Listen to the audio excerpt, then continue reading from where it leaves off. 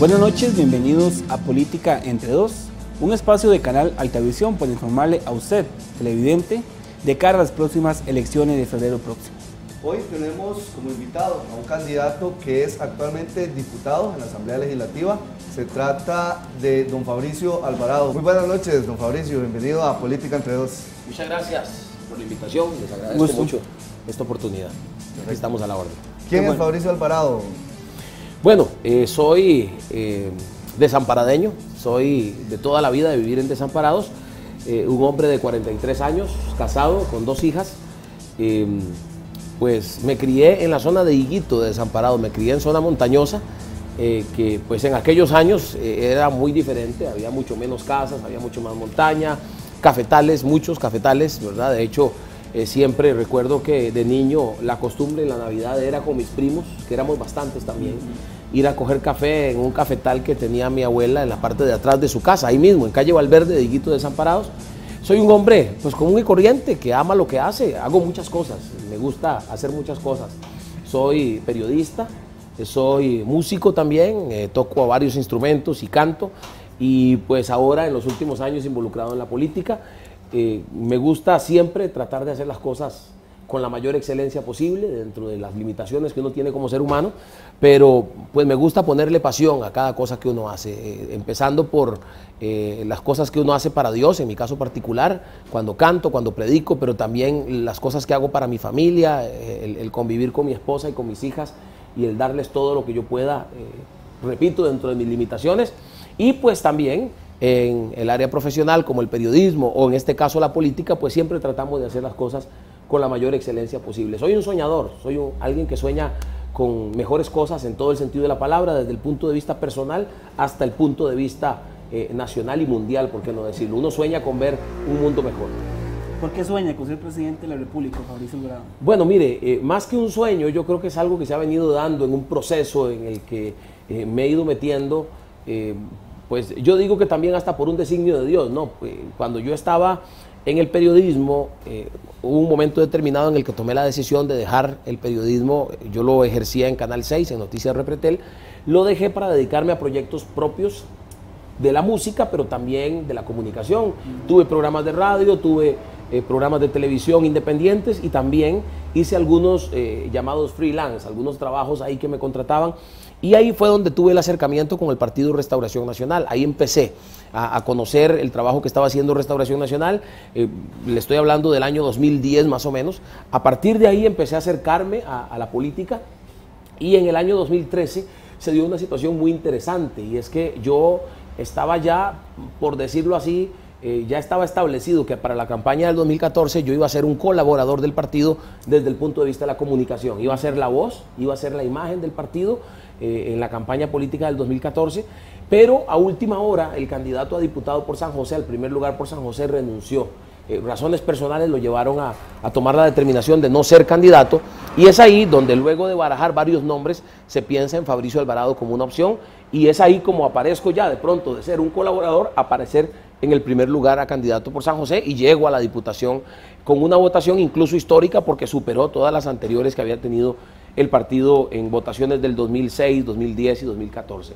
Entonces, ahí empieza todo. A partir de ahí empezó a crecer todavía más ese sentido de la responsabilidad y esa carga por un país que se está viendo muy golpeado en muy distintas áreas, desde la seguridad que tiene a todos los costarricenses tan golpeados y tan inseguros, con ese sentimiento tan profundo de inseguridad, hasta el tema de infraestructura, donde tenemos un 75% de las carreteras en deterioro, y de este 75, 26, y esto según la última valoración, ¿verdad?, que hizo el ANAME, 26% en un grave deterioro. Ahora súmele el huracán Otto y la tormenta Nate, que posiblemente dejaron nuestras carreteras peor de lo que ya estaban. Se retrocedimos muchos años. Exacto, y ya teníamos 30 años de atraso, según uno de los últimos estudios. Ahora podríamos estar todavía un poco más allá de quizá 35, 40 años de atraso con las cosas que han estado pasando.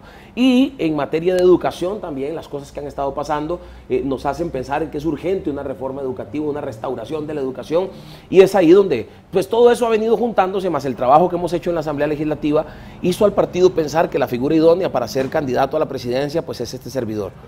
Vamos a ver qué nos depara esta candidatura, pero creemos que los costarricenses han visto precisamente que hemos hecho ese trabajo con responsabilidad desde la Asamblea Legislativa y que por lo tanto queremos hacerlo de la misma forma desde la presidencia. Don Fabricio, ya vamos a entrar más en detalle a estos planes, a las prioridades como gobierno que tendrían en una eventual administración, pero hablemos un poco. Estos 4 años de diputado son su primera experiencia en la política.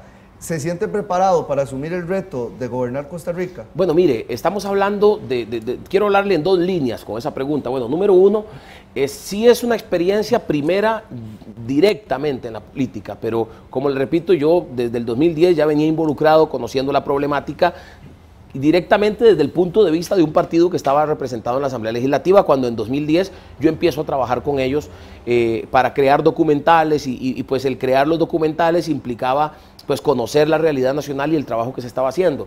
Pero también, precisamente, el trabajar en medios de comunicación, como lo hice yo durante 11 años, en medios de comunicación en la calle, en mi caso particular fui periodista de la calle, también fui presentador del set de televisión, pero también fui periodista de la calle y me tocó conocer la necesidad de muchos. Por ejemplo, en materia de seguridad me tocó conocer muy de cerca las situaciones que se viven cuando una familia es víctima de un delito, por ejemplo. Pero también, no solamente desde el momento en que es víctima, sino todo el proceso judicial que se da hasta llegar a una sala de juicios, por ejemplo.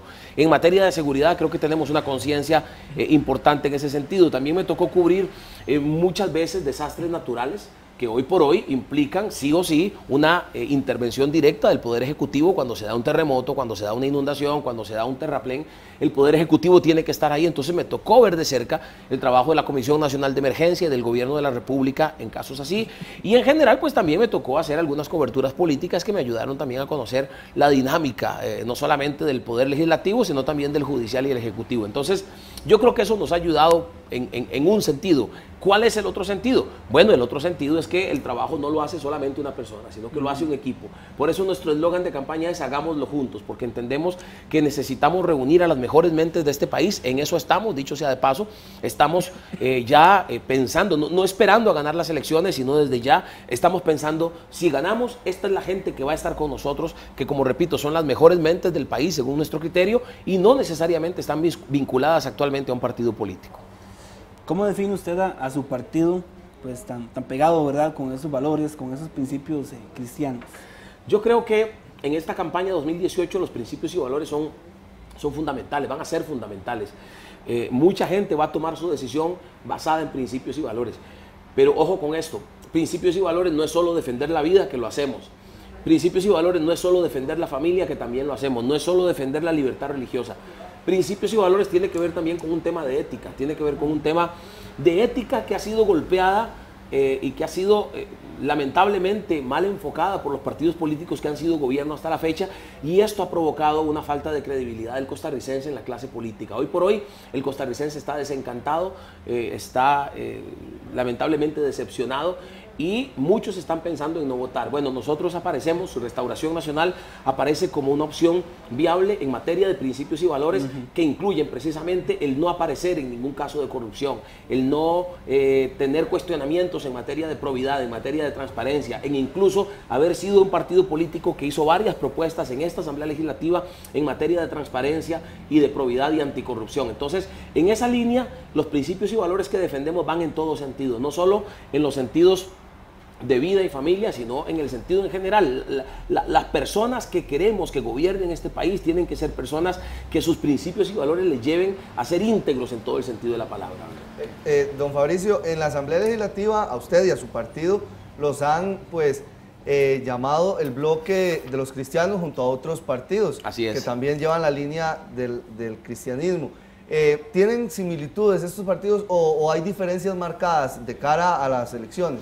Bueno, sí, obviamente tenemos similitudes en cuanto a nuestra posición respecto a los temas vida y familia, y es ahí donde nos unimos como bloque y pues hicimos causa común en algunos proyectos en particular, y lo hacemos actualmente también. Sin embargo, creo que Restauración Nacional ha ido posicionándose. Bueno, número uno, yo sí tengo claro esto y sin menoscabar el trabajo que hacen los compañeros de los otros partidos. Yo sí creo que Restauración Nacional es, y así lo ha identificado el pueblo costarricense, es el partido que más ha defendido estos principios y valores. Más allá de lo que hayan hecho otros partidos, incluso los mismos miembros de este bloque, creo que la gente identifica a Restauración como un partido, como el partido que más le ha puesto el pecho a las balas en estos temas. Además, creo que Restauración Nacional, lo creo firmemente, ha hecho propuestas serias en otros temas, en otras materias. Nos hemos metido a hacer un control político muy riguroso y muy fuerte en materia de transparencia, cuestionando gastos millonarios que han hecho distintas entidades de gobierno, y eso nos ha posicionado también como un partido que defiende los intereses de los costarricenses en general, ya independientemente de su credo religioso, independientemente de su posición respecto a los temas vida y familia. Defendemos los recursos de los costarricenses y hemos peleado fuertemente por el buen manejo de estos recursos en entidades como el INBU, como el INAMU, como el INA, como la Caja Costarricense del Seguro Social, como las universidades públicas y otras instituciones más a las que hemos denunciado desde el plenario. Eso, además de 30 proyectos de ley presentados, 30 proyectos de ley en muy distintas áreas, infraestructura, transparencia, como mencionaba ahora, temas en general que al final son y generan en los costarricenses es el sentir de, bueno, esta gente de verdad vino a defendernos a nosotros, vino, por ejemplo, en temas de niñez, un proyecto de ley, recibimos un comunicado de la Caja del Seguro y específicamente del Hospital de Niños. Más de 1.600 familias se han visto beneficiadas por un proyecto de ley de Restauración Nacional que le otorga una licencia a padres para que estén con sus hijos cuando están enfermos. Eso no ocurría. Los papás tenían que incapacitarse o incluso hasta renunciar a sus trabajos, depende de la gravedad del tema. Y ahora, gracias a una ley que presentamos nosotros, 1.600 y resto de familias, que ahí sí usted no puede saber cuáles de estas familias son creyentes o no son creyentes, porque es un proyecto que beneficia al país en general. Tienen la oportunidad, sin tener que incapacitarse ni renunciar a sus trabajos, de acompañar a sus hijos en la convalecencia en el hospital. Ese tipo de cosas creo que nos diferencian de los otros partidos políticos, porque hemos sido un partido que se ha enfocado en traer soluciones a nivel país, pero no hemos dejado de lado la parte social, que es tan importante, y la defensa sobre todo de la familia en todos los sentidos de la palabra. Una pregunta que escuchamos en muchos costarricenses también, lo conveniente de ligar política y religión. Bueno, yo sé que esto es algo que se ha manipulado, el discurso se ha manipulado y se ha dicho que hay un ligamen entre política y religión. Yo no creo que haya habido un ligamen. De hecho, si usted revisa las actas, todas las actas de todas las participaciones de Fabricio Alvarado en la Asamblea Legislativa, en ningún momento se menciona nada relacionado ni a la Biblia. Incluso tenemos el cuidado de no presentar argumentos de tipo religioso ni doctrinal, sino que nuestros argumentos han sido técnicos, científicos, jurídicos. Siempre en todos los temas hemos siempre dado un discurso respetuoso a los grupos que no piensan como nosotros, a los grupos que incluso, lejos de ir en la misma línea de respeto, más bien se han dedicado a atacarnos, a ofendernos y a menoscabar nuestros argumentos. Y yo creo que pues más allá de el tema de que pertenecemos a una iglesia en particular, en nuestra práctica de fe pues privada y pública, por qué no decirlo, en lo que es la participación en la política, sí hemos tenido el cuidado de no venir aquí con argumentos de ese tipo, sino que hemos sido consecuentes con lo que hemos dicho, de que venimos a hacer un trabajo serio, de que venimos a hacer un trabajo basado en los argumentos jurídicos. Por ejemplo, cuando defendemos la vida nos basamos en la Constitución política, que dice que la vida humana es inviolable. Cuando defendemos la familia nos basamos en lo que dice el Código de Familia y en lo que dice también la Constitución, de que la familia es la base de la sociedad, etcétera, etcétera. Entonces, yo creo que nosotros no hemos hecho esa mezcla. Evidentemente, el tener una posición política y posición clara en materia de vida y familia ha hecho que los grupos que nos adversan pues utilicen ese argumento para tratar de deslegitimar nuestras posiciones. Pero creo que no les ha servido, porque más bien creo que más bien son cada vez más los costarricenses que, independientemente de su credo religioso, incluso si ustedes revisan mi red social, mi Facebook,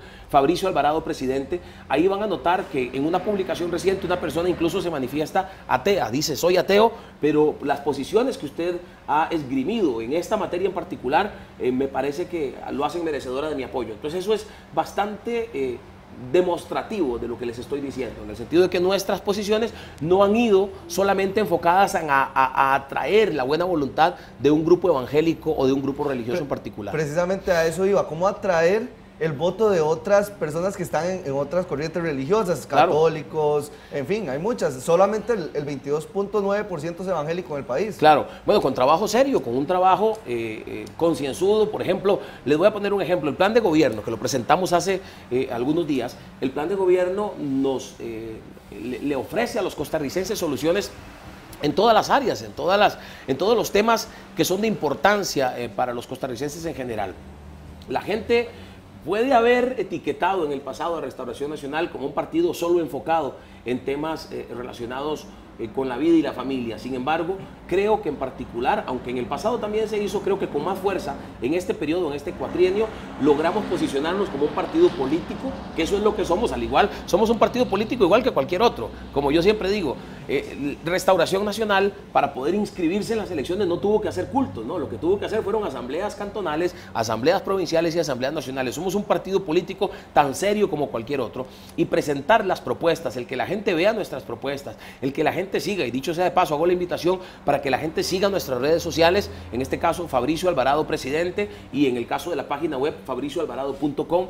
Ahí van a encontrar nuestras propuestas y ahí se van a dar cuenta que nuestro trabajo es un trabajo serio, hecho por profesionales, en el cual ha habido la asesoría de profesionales también, y entonces ahí es donde no le digo que nos lo vamos a ganar, es que ya nos estamos ganando el voto de gente que no necesariamente es evangélica y que no necesariamente es seguidora, devota de alguna religión en particular. Sí. En este momento hay un gran ganador, según los números y las encuestas, que es el abstencionismo. El costarricense está frío, ¿verdad?, con la política, y sin duda que los casos de corrupción últimos, ¿verdad?, van a repercutir en las próximas elecciones. Pero ¿qué le diría usted a ese costarricense que en este momento no tiene candidato a su verdad a elegir en próximo febrero y a ver a Fabricio Alvarado como una opción? El Tribunal Supremo de Elecciones ha hecho un llamado a los costarricenses, y es informarse, es hacer un voto inteligente, es revisar las propuestas, no irse por el partido por el que tradicionalmente ha votado mi familia, ni por el partido que pues sencillamente es el que hace más bulla y el que tiene un discurso más incendiario y más populista. No, yo creo que este llamado que hace el tribunal es muy propicio para este momento, precisamente por el desencanto que hay. La gente está, como le decía al principio, decepcionada, la gente no quiere porque piensa que todos los políticos somos iguales, y quiero decirles que en Restauración Nacional van a encontrar serias diferencias, empezando por la que mencionaba ahora. Restauración Nacional no aparece en ningún caso de corrupción vinculado ni embarrado, no aparece Fabricio Alvarado en ningún caso en el que se vea cuestionada su probidad, la transparencia, la corrupción, su discurso de anticorrupción. Hemos sido consecuentes con lo que hemos dicho, hemos sido consecuentes con esos valores que promulgamos y que hemos siempre elevado en nuestros discursos en la Asamblea Legislativa, y yo creo que ahí van a haber una opción. Como les repito, si la gente se informa, si la gente entra y busca el plan de gobierno y lee nuestro plan de gobierno y ve nuestra historia desde que nos introdujimos en la política, se van a dar cuenta de que Fabricio Alvarado y que Restauración Nacional es una opción muy seria, una opción muy viable. Ya el tiempo de los partidos políticos tradicionales pasó, porque ellos mismos han demostrado que ellos no están capacitados para gobernar. ¿Y por qué digo que no están capacitados para gobernar? Porque independientemente de su poderío económico, ellos no tienen los valores y principios para poder hacer las cosas correctamente sin tener compromisos con grupos económicos poderosos. Nosotros no los tenemos. Fabricio Alvarado puede gobernar del 2018 en adelante sin tener que atender compromisos con ningún sector económico poderoso, sin tener que saber si tomo una decisión o no la tomo porque se me puede enojar este grupo, se me puede enojar este otro. Vamos a tener la capacidad de sentarnos a negociar con todos los grupos, absolutamente con todos, sin compromiso con ninguno, porque no tenemos ningún ligamen, porque no tenemos ningún compadre hablado con ningún grupo político ni con ningún grupo económico. Esa es la diferencia que la gente puede encontrar. Si se habla de corrupción, ahí no se va a hablar de Restauración Nacional. Si se habla de corrupción, ahí no se va a hablar de Fabricio Alvarado ni tampoco de ningún miembro de su equipo. Esa es la gran diferencia, y eso es lo que yo le digo a los costarricenses. Algunos están pensando en no votar,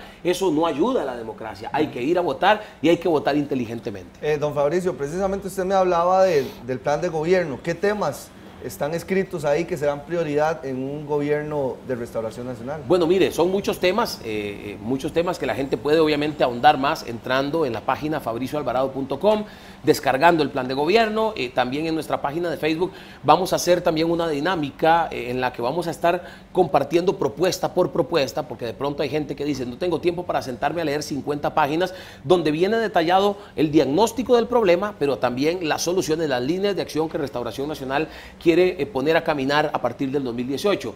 En el caso particular de nuestro plan de gobierno hay un eje fundamental que tiene que ver con la educación. Nosotros vamos a proponer la gran reforma educativa para la Costa Rica del Bicentenario. 2021 es el año en que cumplimos 200 años de vida independiente y para ese año, empezando desde el 2018, queremos meterle mano a la educación para hacerle una restauración total, reformas sustantivas, reformas importantes en lo que tiene que ver, por supuesto, con los planes de educación, en lo que tiene que ver con los valores y principios que se enseñan, donde tenemos que también hablar de emprendedurismo, donde tenemos que hablar de educación vial, donde tenemos que hablar de, por ejemplo, valores y principios de anticorrupción, etcétera, etcétera, dentro de la educación, para preparar a los que van a ser los empresarios del mañana, a los que van a ser los políticos del mañana.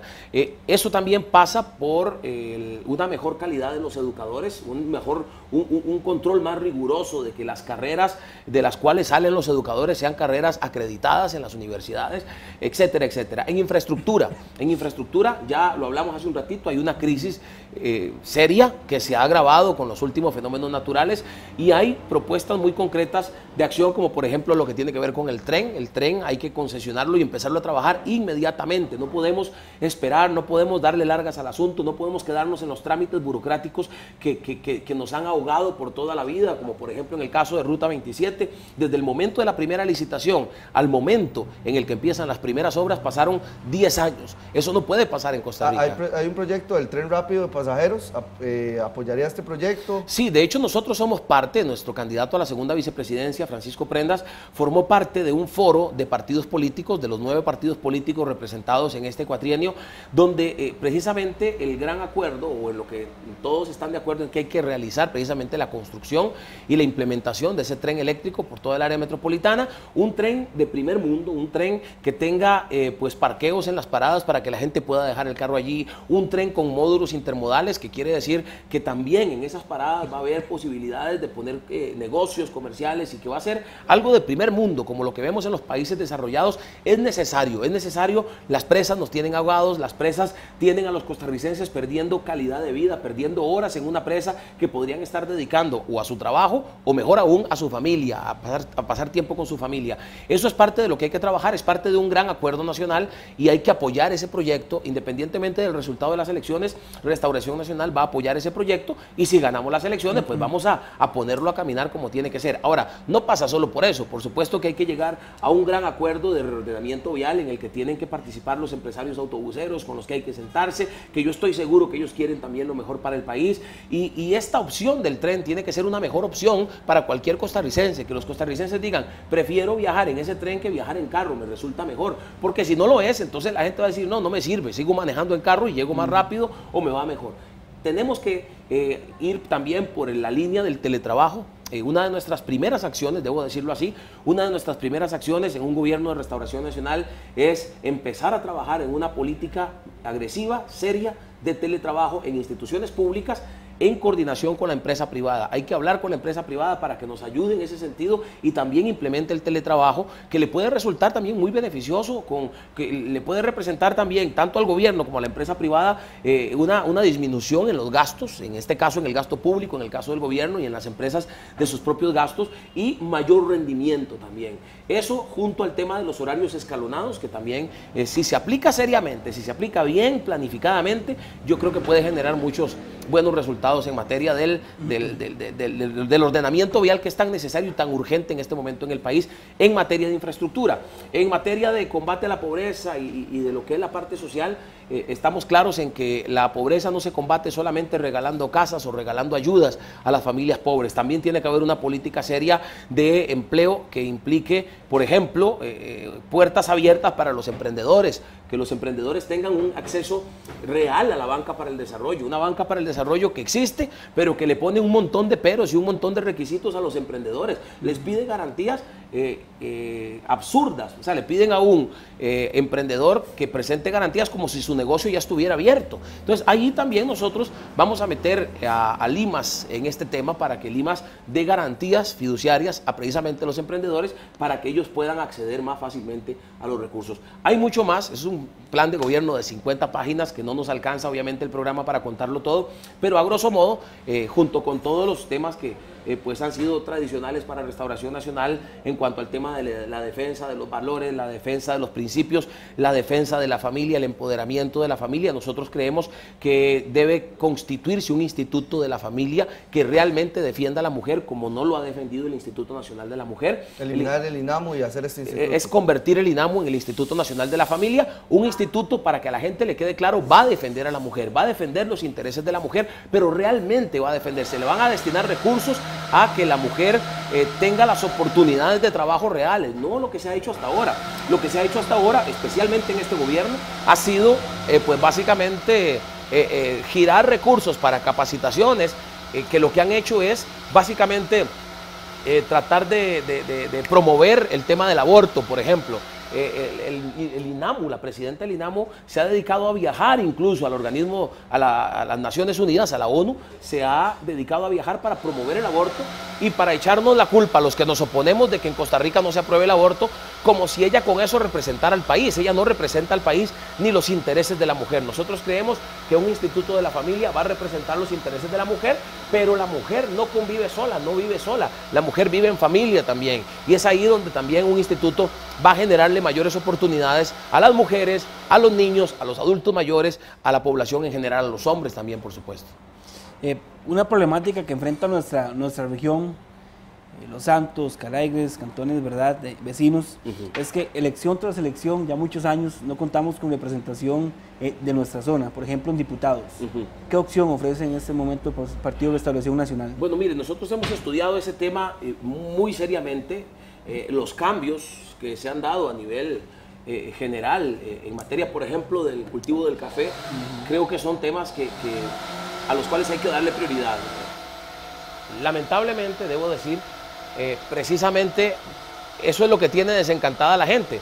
Pasa con las zonas que usted me menciona, pero también pasa con todo el país. La gente ve a los políticos llegar a su comunidad en campaña electoral, los ve llegar a su comunidad a decir que, bueno, vamos a ayudarlos, vamos a estar con ustedes, pero después no pasa nada. Nosotros, dentro de nuestro plan de gobierno, incluso hemos incluido también todo lo que tiene que ver, bueno, lo que les mencionaba del emprendimiento, va enfocado mucho también al tema de la agricultura, va enfocado muchísimo a un tema que es trascendental para estas zonas y que debe atenderse. Muchos ven perderse sus cultivos porque precisamente no tienen los recursos para tratar de poner a caminar mejor ese negocio.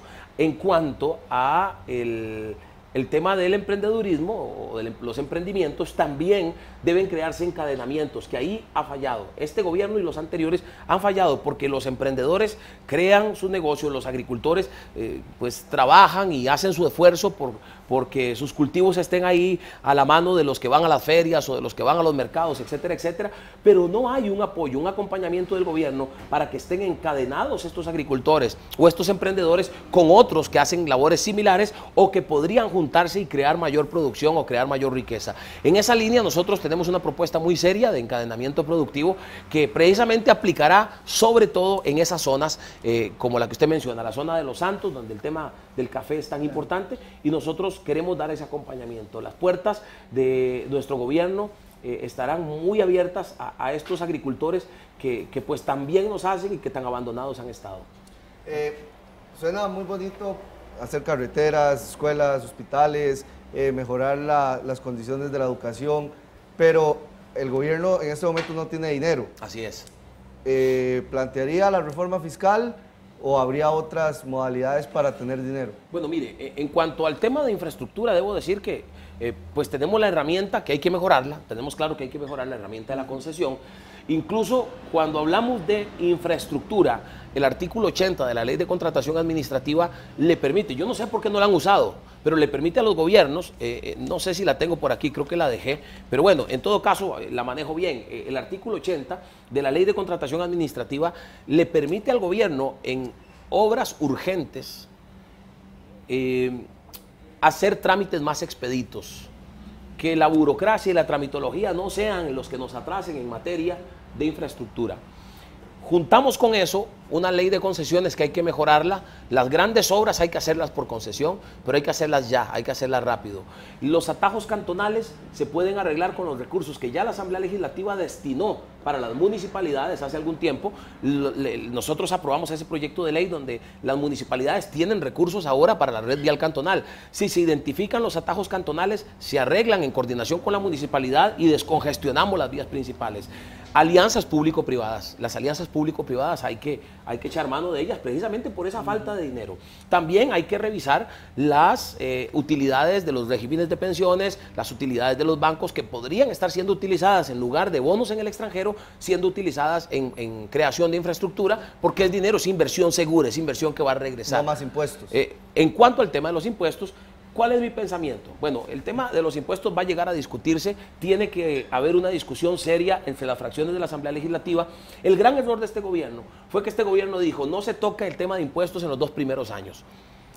¿Pero qué pasó?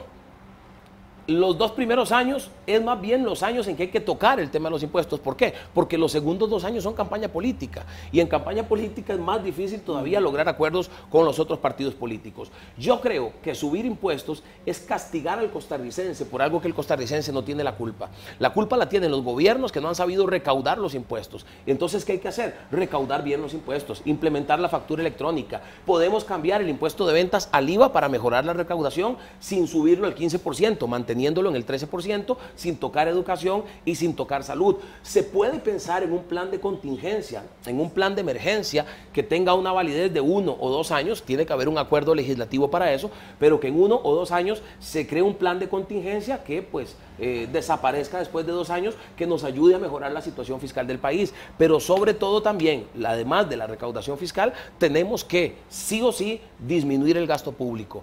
No, se está viajando demasiado en las instituciones del Estado, se está gastando demasiado dinero en consultorías, hay mucho superávit que no se está dirigiendo bien. Los superávit hay que redireccionarlos al pago de deuda pública, por ejemplo. Entonces, si tomamos determinaciones, en el caso de nosotros está en el plan de gobierno, en el caso nuestro, la determinación es disminuir durante por lo menos 1 o 2 años seriamente los gastos superfluos, los gastos innecesarios. Los viajes estrictamente necesarios son los que se tendrían que realizar ya cuando de verdad estrictamente sea para un beneficio del país. El gobierno tiene que rendir informe de estos viajes, el informe tiene que ser público, toda la ciudadanía tiene que saber para qué viajó el presidente, para qué viajó el ministro, cuáles son los resultados de ese viaje a nivel nacional. Los embajadores, por ejemplo, tienen que ser gente que no solamente vaya a vivir a otro país o a participar en actos de protocolo, sino que tiene que ser gente que participe activamente en las políticas de relaciones internacionales, de comercio, de seguridad y en general, ¿verdad? Entonces,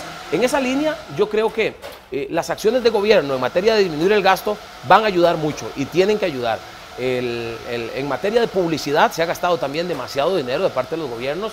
Recientemente recibíamos una lista de lo que ha gastado, por ejemplo, el INAH en materia de publicidad, que la compartimos con los demás diputados. Me parece que es muchísimo dinero y con eso no ayudamos nada, damos un mal mensaje. El reciente viaje que hicieron en el INAH también a Dubái, que gastaron pues 60 y resto de millones de colones, eso no ayuda. Después de que el gobierno hace un anuncio de que no hay plata, estos van y se gastan el montón de plata. La Caja Costarricense del Seguro Social, que pues entendemos que en materia presupuestaria pues tienen su autonomía y se diferencia del presupuesto central nacional, pero la Caja paga 250 millones de colones en una consultoría y después paga $1 millón, es decir, el doble en otra consultoría que es prácticamente para lo mismo. Entonces, las acciones del gobierno no le dan credibilidad ni autoridad para decirle al país, vamos a ponerles más impuestos para que ustedes sean los que paguen la crisis que está viviendo el país. No, el gobierno tiene que socarse la faja y tenemos, exactamente. ¿Qué pasa? Si ponemos más impuestos, los mismos que ya pagan impuestos van a seguir pagando impuestos, pero van a pagar más. Y los mismos que están evadiendo van a seguir evadiendo, solo que ahora van a evadir más, ¿verdad? Eso es lo que no tiene que pasar en Costa Rica. Perfecto, bueno, vamos a hacer acá una pausa comercial y regresamos con más acá en Política Entre Dos. Invitarlos a que visiten Santo Café, 100 metros al este del cruce de la antigua Galera, acá, y disfruten del sabor del café de nuestra región. Vamos a la pausa, ya volvemos.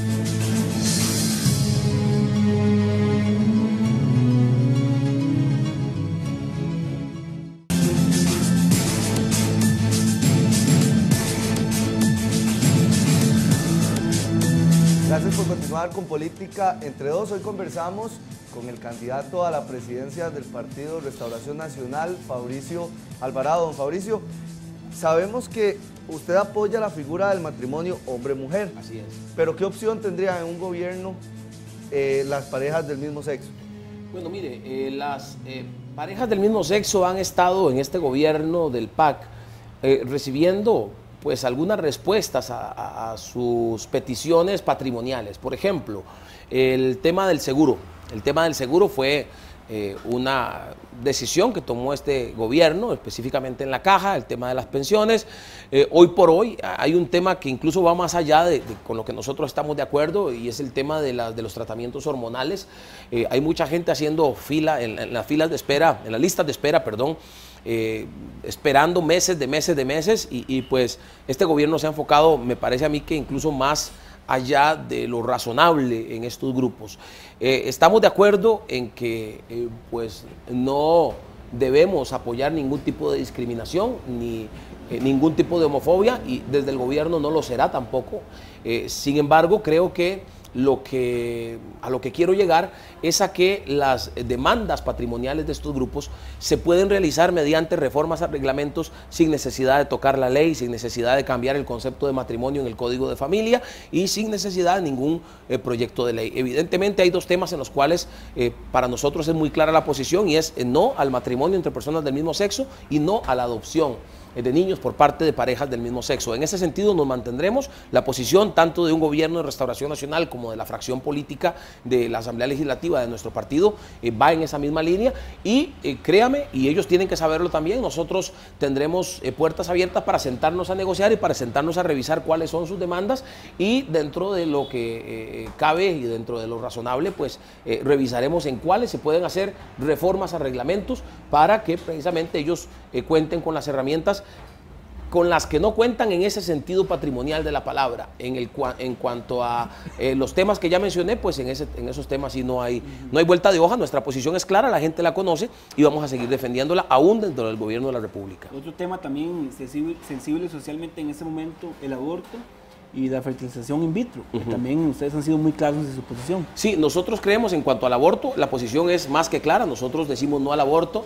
En nuestro gobierno se cerrará todo portillo que se ha querido abrir en este gobierno en particular para que el aborto se aplique en cualquier tipo de caso. El Código Penal ya establece en cuáles casos se puede, pero nosotros siempre defenderemos la vida del no nacido.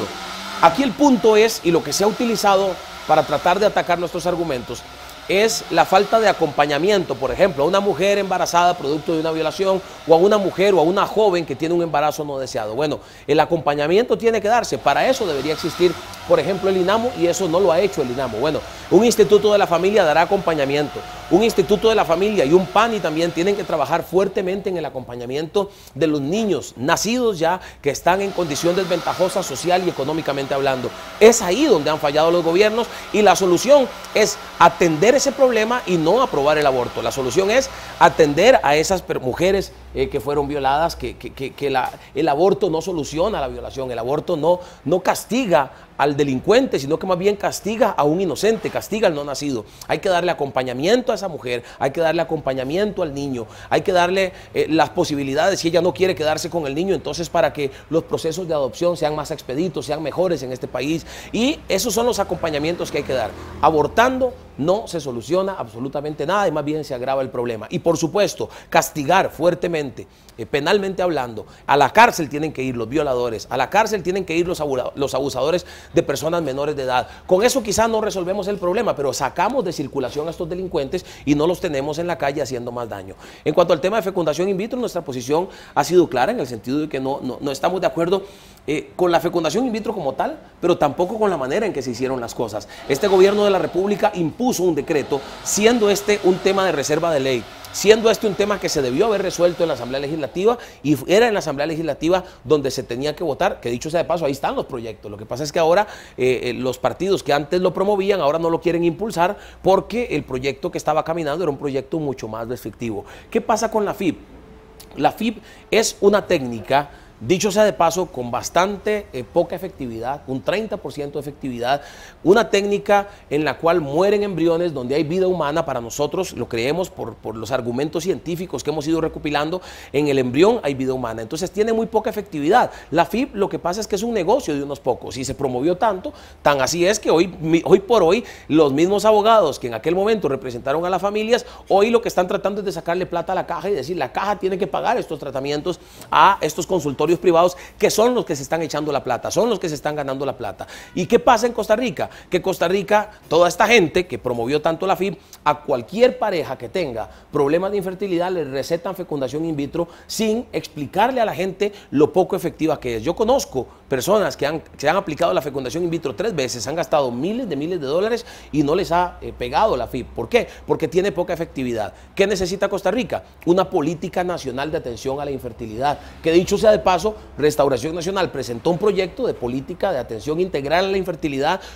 La pareja sea atendida en conjunto, el hombre y mujer sean atendidos al mismo tiempo, rápidamente, dicho sea de paso también, con todo tipo de tratamiento, donde opciones como la FIP sean la última opción en el escalón, no la primera como la están queriendo hacer ahora. Pero ¿qué pasó? Que el Partido Acción Ciudadana precisamente se ha opuesto a este proyecto de atención integral a la infertilidad, que para nosotros resolvería muchísimo mejor el problema de estas parejas que no pueden tener hijos. Don Fabricio, sabemos y ya lo hemos hablado un poco de las malas condiciones que tiene la infraestructura vial en Costa Rica. Hay proyectos que han estado durante años y que no se ha puesto ni siquiera la primera piedra. Así es. ¿Cómo agilizar estos trámites? Muchos proponen eliminar los estudios de SENASA, otros proponen una ventanilla única. ¿Qué propone Fabricio Alvarado y este partido? Bueno, lo mencionaba en una respuesta anterior. No sé por qué en obras urgentes el gobierno no ha aplicado el artículo 80 de la Ley de Contratación Administrativa. Ese artículo nos permitiría convertir X cantidad de trámites en 2 trámites y poner a caminar eso.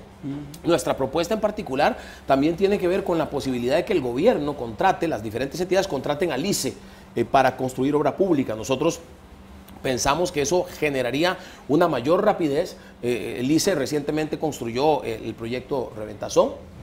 Si ustedes lo van a ver y comparan los taludes del proyecto Reventazón con los taludes de la Ruta 27, van a ver grandes diferencias. La participación del ICE en supervisión y en desarrollo de obra pública ha sido malentendida. Nosotros la hemos promovido, es un proyecto de Restauración Nacional y de Fabricio Alvarado, pero ha sido malentendida porque se ha pensado que con eso lo que queremos es eliminar a la empresa privada, y esa no es la idea.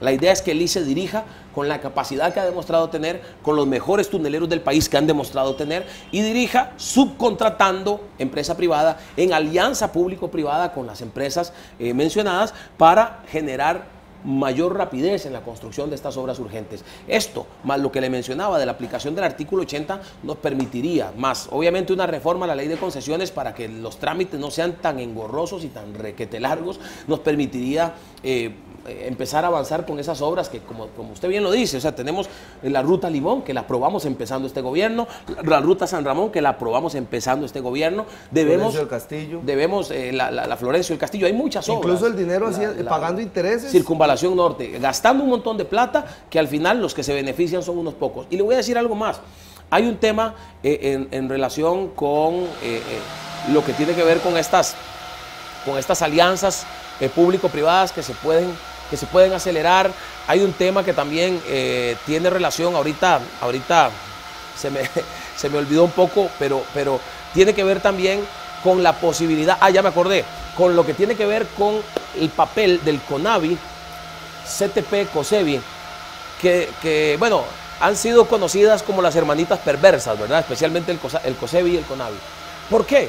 Porque teniendo una junta directiva y porque teniendo la estructura que tienen, han convertido los procesos en procesos más engorrosos, más largos. ¿Cuál es la propuesta del Acuerdo Nacional en que participó Restauración Nacional? La propuesta del Acuerdo Nacional es que estas entidades, estas entidades se conviertan en direcciones dentro del Ministerio de Obras Públicas y Transportes. Dejen de ser lo que ahora son y se conviertan en direcciones dentro del MOP, de manera que se eliminen las juntas directivas, y eso va a generar procesos mucho más expeditos, por ejemplo, en lo que tiene que ver con la construcción de obra pública, en lo que tiene que ver con reordenamiento vial, etcétera, etcétera. Esa es una de las cosas que hay que aplicar y hay que hacerlo lo más pronto posible, porque me parece a mí que lo que usted menciona va por el lado de una burocracia que nosotros le llamamos esquizofrenia burocrática, porque realmente es de volverse loco la tramitomanía, que dicho sea de paso también, y ya aunque no tiene que ver con el tema de infraestructura solamente, nosotros queremos implementar de una manera muy agresiva el gobierno digital, para que precisamente esa tramitomanía también en otra materia, ya en la materia personal, en la materia de la persona que tiene que hacer trámites en el registro civil, que tiene que hacer trámites en la caja, que tiene que hacer trámites en el IMAS o en el INBU, tenga la posibilidad de que con un gobierno digital lo que hoy le cuesta ir toda una semana, hacer vueltas y vueltas, lo pueda hacer en un solo día gracias a un gobierno digital. Ahora que hablamos de tramitología, y usted lo mencionó anteriormente, el tema de emprendimientos, en regiones como la nuestra son muchos, desde esa ama de casa que hace un curso en el INA, por ejemplo, claro, y empieza a comercializar mermeladas. Sin embargo, nos dicen, y muchas veces en la calle, en las labores de reporteo, ¿verdad? No podemos avanzar, por ejemplo, porque un permiso del Ministerio de Salud, son tantos trámites que no podemos hacerlos. Claro. El tema banca de desarrollo que usted lo ve tan sensible. ¿Cómo impulsar realmente a este sector de la población, que yo siento que es el que puede generar mucho empleo al país? Mire, el Ministerio de Economía tiene que darle un acompañamiento directo a estos emprendedores. ¿Por qué? Porque a la vez generan empleo también. Si hacemos esos encadenamientos productivos, si por ejemplo ponemos al INA a trabajar seriamente, o sea, no puede ser que de la gente que se gradúa en el INA, solamente un porcentaje menor al 50%, me parece que es un 25% el que encuentra trabajo en la especialidad en la que se graduó. El INA tiene que ponerse serio y dejar de estar gastando plata en viajes. Solo su presidente viajó más de 20 veces en 3 años. Es decir, así no podemos hacer avanzar el tema de empleo, así no podemos ayudarle a los emprendedores, así no podemos, por ejemplo, acompañamiento en las cooperativas, tantas cooperativas que hay en la zona de Los Santos, hay que dar acompañamiento a las cooperativas para que ellas mismas sean las gestoras de esos encadenamientos productivos, sean las que les ayuden a esa que produce mermeladas a conocer dónde es que tiene que llevar estas mermeladas, con qué otros emprendedores que no necesariamente hagan lo mismo, sino que se complementen, tiene que sentarse a trabajar y a planear estrategias. El Ministerio de Economía tiene que darle acompañamiento a todos esos emprendedores, no se le ha dado, nosotros lo vamos a hacer con las cooperativas, con los emprendedores, con los agricultores, para que pues de una vez por todas empiecen a ver las soluciones y empiece a mejorar su situación económica, porque lamentablemente también hemos visto como muchos de ellos pues terminan quebrando y desistiendo porque no encuentran el apoyo, porque no encuentran el acompañamiento, no lo pueden hacer solos. Para eso está el gobierno, no solo encadenarse entre ellos, también hay que encadenar a estos pequeños productores, a estos pequeños emprendedores con empresas medianas y con empresas grandes, nacionales e internacionales, ¿verdad? Don Fabricio, otro tema importante es el sector agrícola, nuestra región, y ya usted lo ha mencionado varias veces a lo largo del programa, casi prácticamente que depende de un monocultivo que es el café, y es una inestabilidad muy grande la que viven estas familias con los precios. También el precio de los insumos agrícolas es muy elevado en Costa Rica. ¿Cómo darles un impulso, cómo darles un apoyo a este sector agrícola que ha sido durante los últimos gobiernos pues marginado? Encadenamientos productivos, como le mencionaba, encadenarlos con las grandes empresas, sobre todo también creo que es importantísimo para nosotros en un producto como el café, que es un producto de exportación, buscar nuevos mercados hasta ahora no conocidos. ¿Por qué no pensar en el Medio Oriente, por ejemplo, para exportar? Ese tipo de búsqueda tiene que precisamente darse por lo que le mencionaba anteriormente, un agresivo trabajo de parte del Ministerio de Economía, por parte del Ministerio de Comercio Exterior, por parte de los embajadores en los distintos países, para que tengan un papel más proactivo, para que dejen de ser los que van a pasear nada más y a participar en actos protocolarios. Pero además de los encadenamientos productivos, esa oportunidad para que Banca para el Desarrollo no les ponga tantas trabas. Banca para el Desarrollo hasta el momento ha servido de poco o de nada para agricultores como los que usted menciona, para que estos productores cafetaleros tengan mayores oportunidades. Si encadenamos a estos agricultores, a estas pequeñas empresas de agricultura, con grandes empresas, pero también les abrimos nuevas opciones de exportación y además les damos mayores oportunidades de financiamiento, como les repito, con por ejemplo garantía fiduciaria. Nosotros creemos que Limas puede propiciar garantías fiduciarias para que las personas tengan acceso al préstamo y no les pidan garantías absurdas, ¿verdad? Entonces ahí es parte de, por supuesto, además del acompañamiento que tiene que darles en este caso el Ministerio de Agricultura para, pues de alguna manera, que tengan mayores posibilidades y que en los momentos en que se da esta inestabilidad de precios de los insumos y etcétera, pues el Ministerio de Agricultura tenga estrategias para que estos pues pequeños y medianos agricultores no tengan que verse en problemas e incluso ante la posibilidad de cerrar o de cambiar de desistir actividad. o de cambiar de actividad, por ejemplo. Exacto. Ahora que Andrés menciona el tema del café, llevan más de 15 años los productores de toda esa región en una lucha por el tema de denominación de origen. Muy parecido a lo ¿Perdón? Denominación de origen, muy parecido a lo que realizaron los productores de queso en Turrialba, que vendría a darle valor agregado al café Tarrazú, por ejemplo. Hay muchas marcas en este momento en el mercado que se venden con café Tarrazú, sin embargo no son producidas ahí. Ni en el país. En el país y fuera de él también. Pues denominación de origen medial es un respaldo, un valor agregado, pues el producto. Es una especie de derecho de derecho de autor o algo así, ¿verdad? En el sentido de que sí. Yo creo que en esa línea el apoyo precisamente del gobierno debe ir precisamente en la línea de proteger esas posibilidades. Usted bien lo dice, o sea, si en Tarrazú, por ejemplo, hay una producción de café que es rica, que es que le genera oportunidades, en otro lado, el que se aprovechen de ese nombre que la gente conoce que precisamente como un pueblo productor de café, pues le genera a unos ganancia y a otros pérdida. En ese sentido, el gobierno tiene que encontrar la manera, tiene que encontrar consenso, la manera de consensuar, la manera de hacer entender a los productores que están fuera de esta zona de Los Santos, por ejemplo, que pues hay que darle prioridad a los agricultores de la zona, hay que darles las oportunidades y hay que llegar a acuerdos, ¿no? Porque pues también es un tema complejo, porque es un tema también de oportunidad en cuanto al registro de las marcas, ¿verdad? En el registro nacional, pero pues hay que generar ideas, ese es el acompañamiento que yo le digo. Muchas veces el agricultor tiene todo para hacer un buen negocio, para hacer crecer un negocio, pero le falta acompañamiento, le faltan oportunidades que se las puede dar el gobierno a través de sus encadenamientos productivos, le faltan oportunidades que se las puede dar el gobierno a través de capacitación en las cooperativas, capacitación directa con los emprendedores, cosa que no se está dando, es necesaria, y en la misma capacitación van temas como este, sobre cómo vender el producto, cómo mercadear el producto, cómo ponerle un nombre que genere diferencia, que genere un boom a nivel publicitario, ¿verdad? Entonces, ese es el tipo de cosas en las que el gobierno tiene que acompañar y tiene que ponerse serio. Creo que el gobierno tiene que salirse de las oficinas. Lo he dicho con respecto, por ejemplo, al PANI. He dicho que el PANI tiene que salirse de las oficinas e ir a la calle a verificar la condición en que están los niños. Bueno, igual, Ministerio de Economía, Ministerio de Agricultura, tiene que salirse de las oficinas y tiene que ir allá donde están los agricultores, donde están los emprendedores, a ver cómo está la situación y cuáles son las necesidades que se Fortalecería el CNP, que en este momento prácticamente no existe, no tiene esa relación con el productor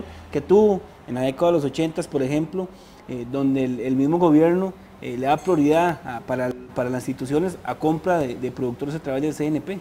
Mire, hay que fortalecerlo, definitivamente es una lástima cómo se ha dejado caer, cómo se ha dejado perder, cómo se ha provocado que, como dice usted, prácticamente ni exista.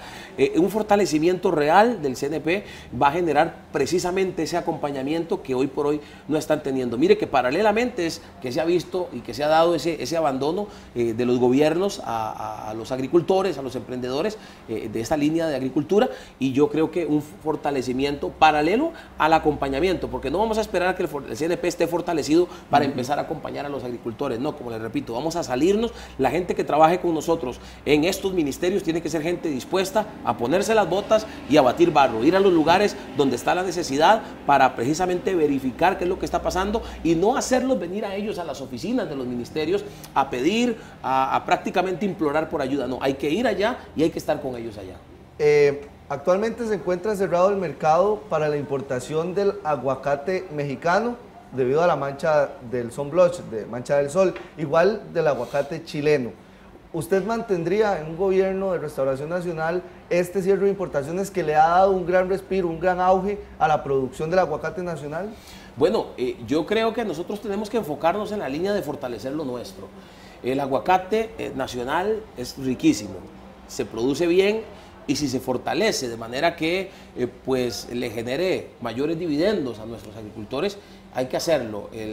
Lo que hay que analizar son los resultados que ha tenido esta política, este cierre, por decirlo así, de las importaciones, ver los resultados, si han sido y si en efecto han sido como pues ustedes mismos me lo dicen, en el sentido de que ha fortalecido a nuestra producción, hay que mantenernos en esa línea.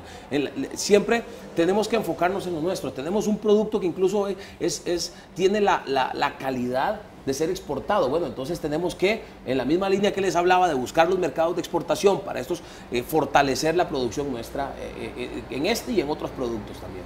Ok, bueno, entramos en otra área importante y es el tema de los ECUDIs. Fueron proyectos estrella de la administración Chinchilla, sin embargo ya prácticamente 4 años de la administración del PAC y no tuvieron recursos. En muchos lugares de nuestra región se han convertido en bodegas que están con puertas cerradas.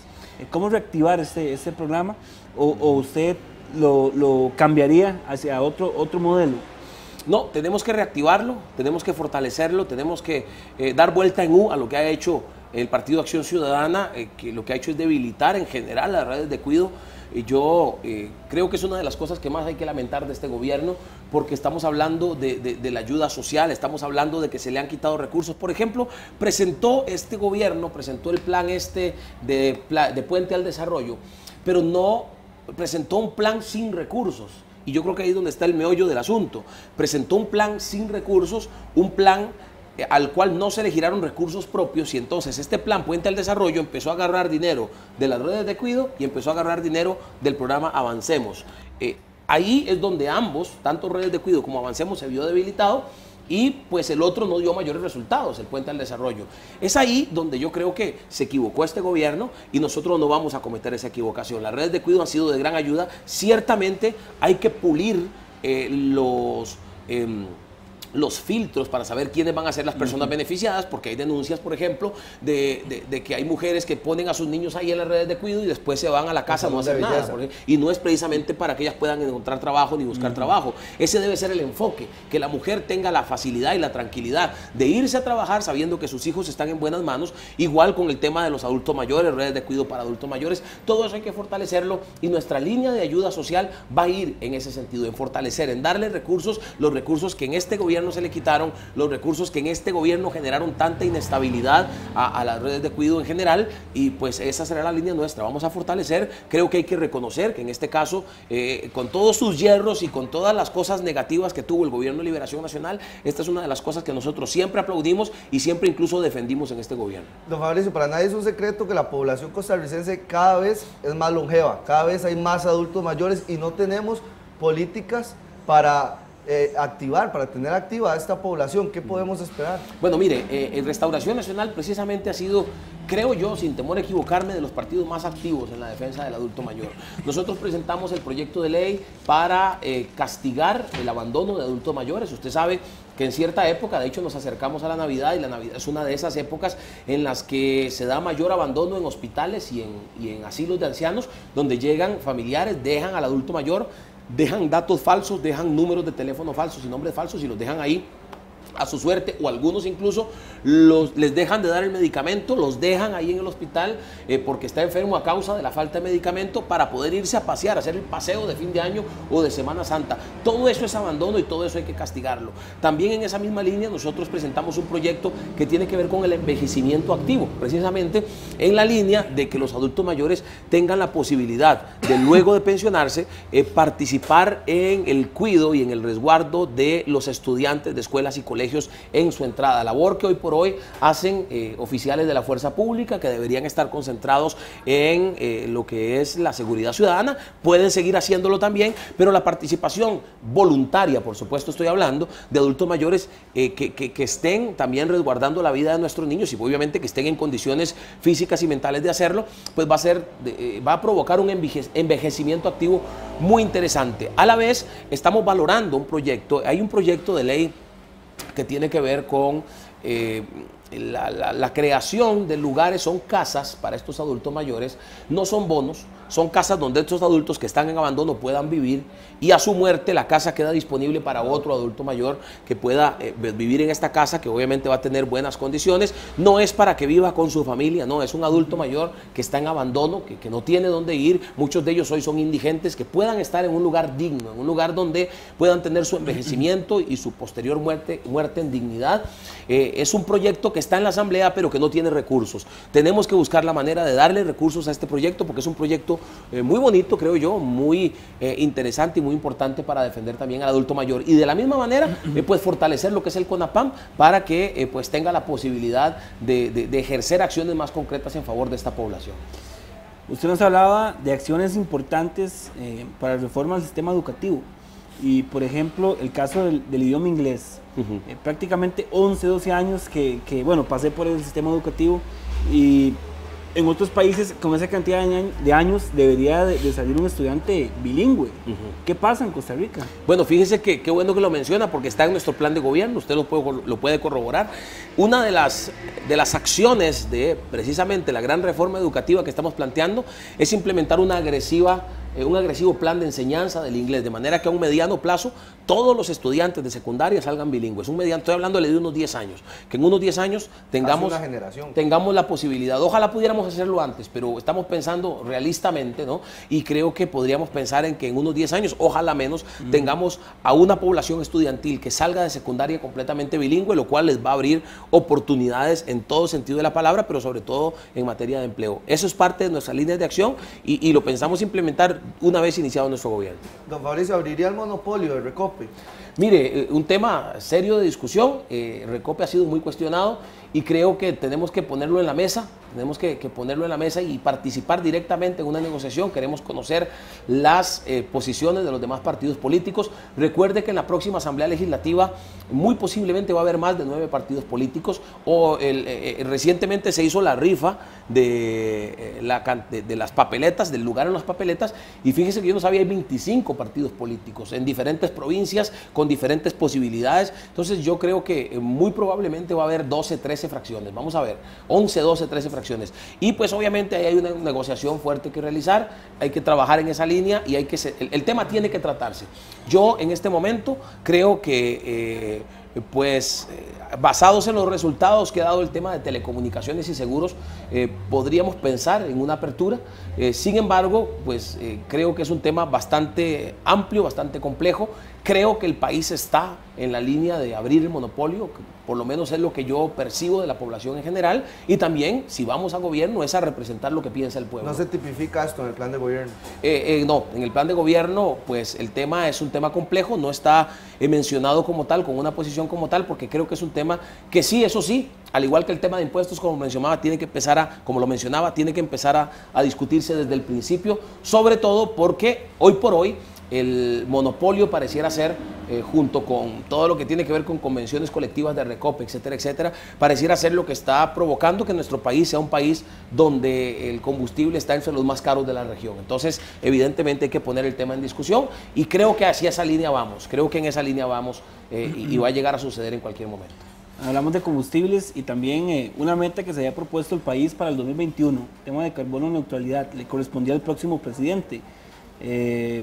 Bueno, en mi caso creo que no va a ser posible, pero ¿qué acciones concretamente tomaría usted, ya que sería en su gobierno, verdad, que estaría ese plazo para este tema tan importante, medio ambiente? Bueno, debemos, creo yo, desde todo punto de vista, fortalecer que desde el gobierno, por ejemplo, se implementen todas las iniciativas y, por supuesto, que motivar a que la empresa privada también vaya metiéndose en esa línea. Por lo menos debemos avanzar. No sé si lo podremos lograr en un gobierno, como usted bien lo dice, le corresponde al gobierno y no podemos quitarnos eso de encima. Es necesario en materia de ambiente, es una de las acciones más necesarias, pero pensemos en que si no lo lográramos, vamos a lograr avanzarlo de manera significativa, porque es una prioridad, tiene que ser una prioridad. Don Fabricio, muchas gracias por acompañarnos en Política Entre Dos. No, a ustedes más bien, las gracias por esta oportunidad y un saludo a toda la gente de la zona de Los Santos, una zona muy linda, una zona preciosa. Acosta, de que no se nos resienta. Sí, Acosta, Desamparados también, yo soy de Desampa, que sé que también ahí nos están viendo. Jericó, recuerdo que estuve hasta cuando me casé buscando casa por Jericó, porque es un lugar muy lindo, se respira un aire, al igual que en la zona de Los Santos y Acosta, un aire muy puro. Y nos gusta mucho ir a darnos vueltas por esa zona, buscar restaurantes donde cenar o almorzar con la familia. Así que un saludo y un abrazo muy grande a todos ustedes. Agradecer también a Santo Café que nos prestó estas instalaciones para llevar a cabo Política Entre Dos. El próximo miércoles otra cita más con este programa, Política Entre Dos.